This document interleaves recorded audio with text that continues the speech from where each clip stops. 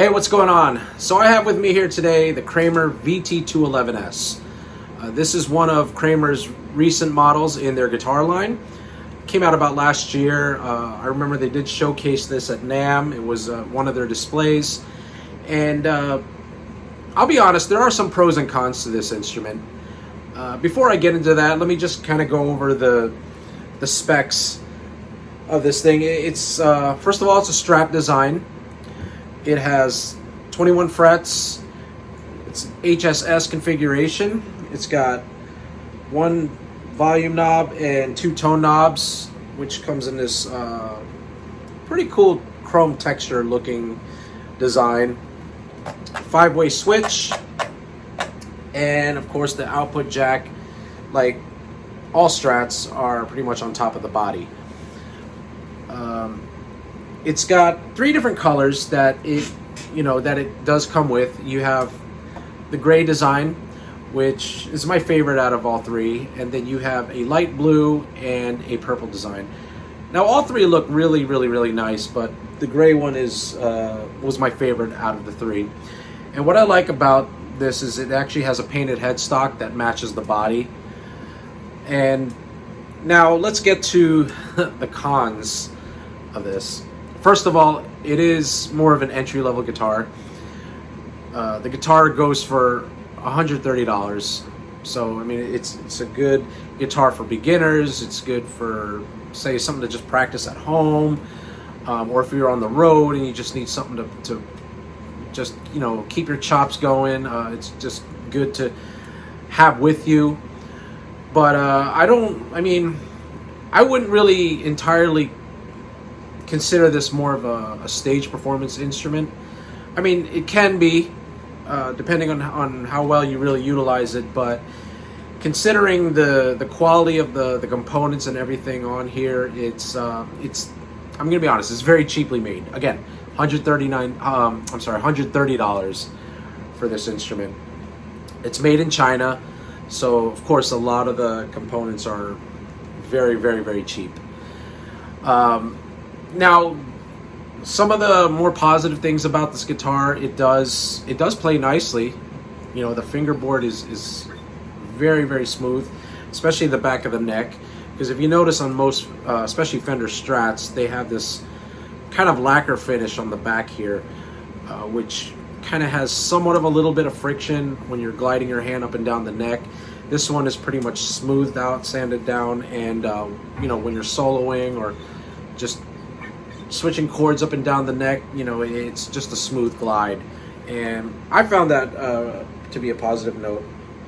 Now, what I don't really like about this guitar is that it's not, I mean, I wouldn't say I'd entirely not like it, but one of the negative things that I find about this guitar, first of all, it's not a high gain instrument. Pickups are really sensitive, especially if you're pushing a lot of gain, a lot of distortion. Not to say it can't work well with distortion, it just doesn't push a whole lot. I'm going to show you. So first we got our clean. Now for me, I like to push some overdrive with my distortion just to get a little bit of that extra gain clipping, a little bit of that chunkiness, that chug, especially when you're playing hard rock and metal.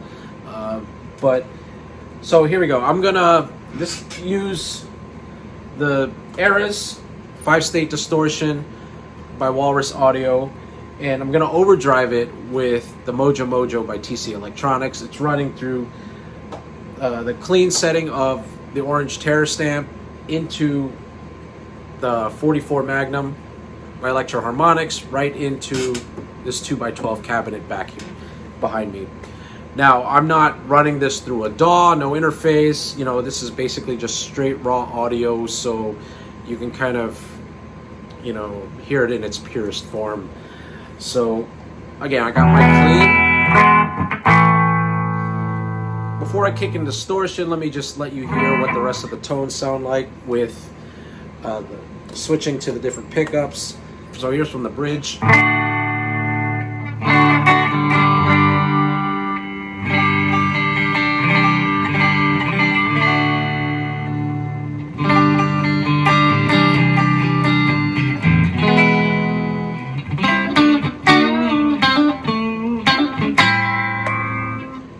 the neck pickup.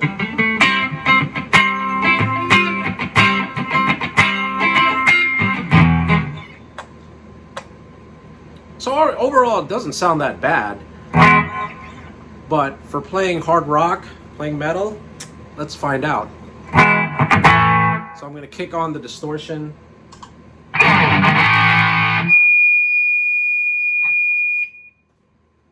You hear that? Really sensitive humbucker. So turning the distortion level down.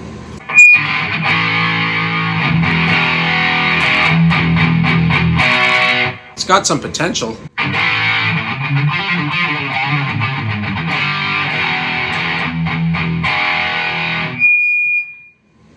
So there are different modes to this era's distortion pedal, and I find that the first mode kind of goes easy on the pickup. Sometimes, but you know, this is at a volume setting where it's just fit for, you know, for a room.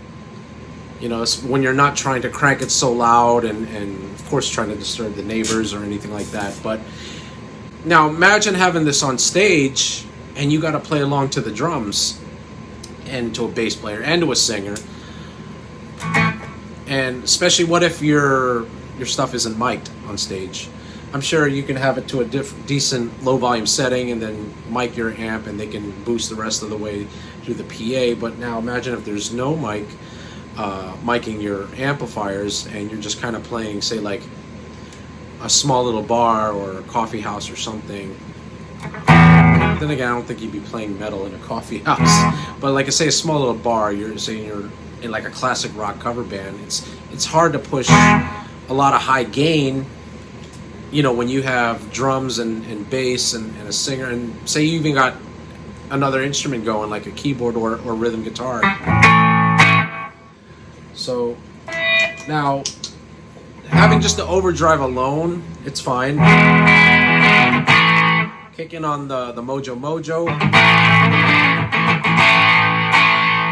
Now if I gain stack it, say with another overdrive pedal like the BB preamp right here, it doesn't feedback or anything, so I mean, having that kind of light distorted tone, you know, works well with it.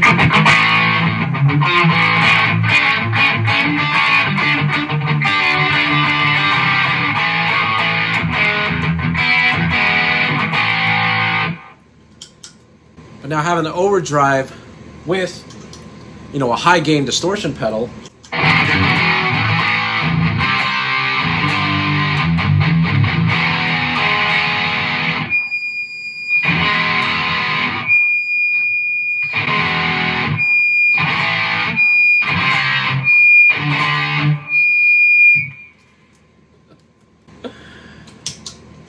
yeah, so that's that could be a problem. Now, okay, I'm gonna switch guitars. I'm gonna use the Jackson Soloist. This is the SL5. I'm using the same distortion configuration, and you see it really makes a big difference. Now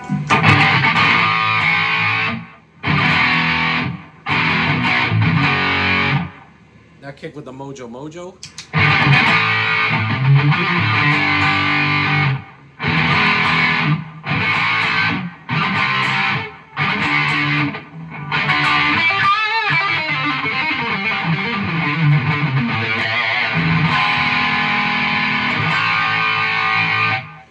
And how I know this works well playing with a band is because I've used it several times playing with my band. So first of all, this is a lightweight instrument too, so it's not really heavy like the Soloist was. But the volume level down a little bit, you might be able to keep from clipping so hard like that.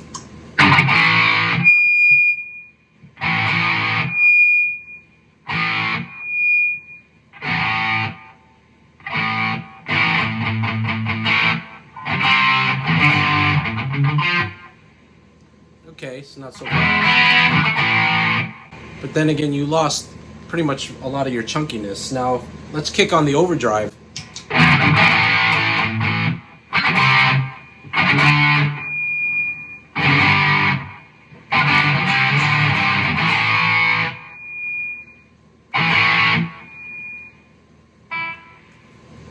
So now you've seen the cons of the Kramer. Let me tell you about some of the pros that this instrument has, actually. First of all, it does, like I said, it plays really nicely. The greatest thing about having a cheap guitar like this is because this guitar is so easy to mod. You know, you can really take a $130 guitar and turn it into a $400 or $500 guitar. For instance, you can still buy locking tuners. Eventually, I'm actually going to swap these pickups out. I'll be honest, the stock pickups on the Kramer VT-211, they're horrible. I wouldn't say horrible. I mean, like, the single coils aren't so bad. Just don't push a lot of high gain with it.